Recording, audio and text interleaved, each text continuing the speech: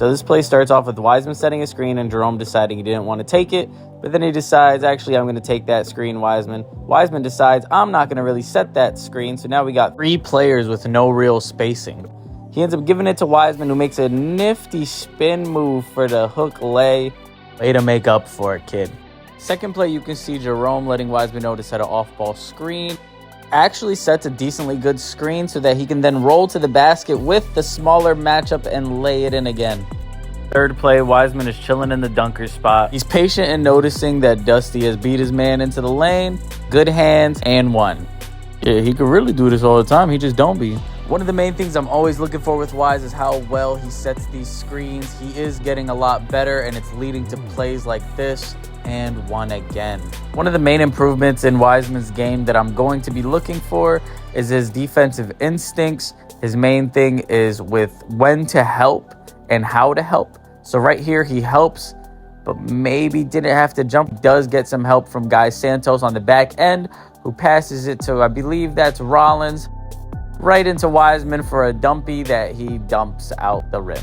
I'm sure Joe Lacob was absolutely salivating over this play, but as the Warriors like to run their post split action system, as Wiseman catches in the post, one guard sets another screen for the other, but James Wiseman is absolute freak of nature and gets a bucket out of it. Again, I'm a psycho when it comes to these screens. Wise is standing here, but if he was standing here, feet are in better position, that screen hits better. Luckily, he's immediately given another shot. Because his feet are angled better, the screen hits better, and he just misses getting his hands up in time to catch the ball. James 100% heard me on that last clip, because here he is setting his feet wrong, then proceeds to fix them as he's setting the screen. You love to see it. He ends up getting a nice lay out of this. Good stuff, Wise. More split action here. They give the ball to Wise, split up top to where Rollins gets the ball. I like that Wiseman's immediate reaction was to go and set that screen, because he ended up with the smaller matchup, shaky entry pass, but the finish. Little bit of fast break action from your boy Wiseman. He puts himself in the perfect position in the dunker spot to finish the alley. Wiseman hits us with a ghost screen, and off of that ghost screen, he gets a beautiful alley. Again, got to work on them hands. Some timing improvements by Wiseman here as he makes sure to meet the ball at the very top for the block. You really could be doing this every day. Another part of Wiseman's game I'm really looking at is how well he can alter shots like this one.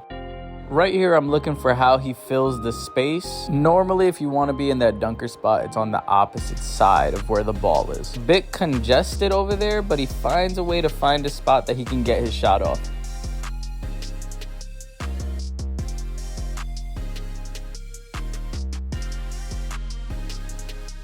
This is honestly a great screen by Wiseman, just better screen navigation by Shaquille Harrison, the current G League Defensive Player of the Year. Here, I think Wiseman can have a little more intention towards protecting the rim. I feel like the offensive player tries to get right by him.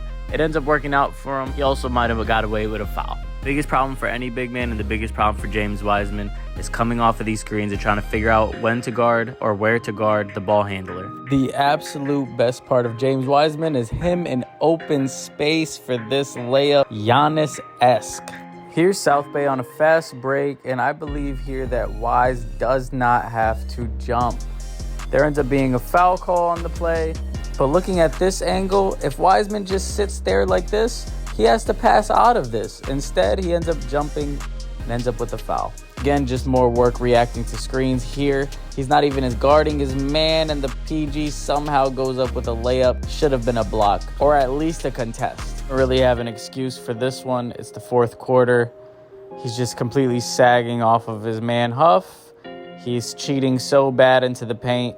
Ends up with a 3. Overall, I think a 31-point performance is awesome for James Wiseman, but I do think he still has some time to work out some consistent habits. If you enjoyed today's video, please make sure to drop a like and subscribe. I will catch you in the next one. Peace.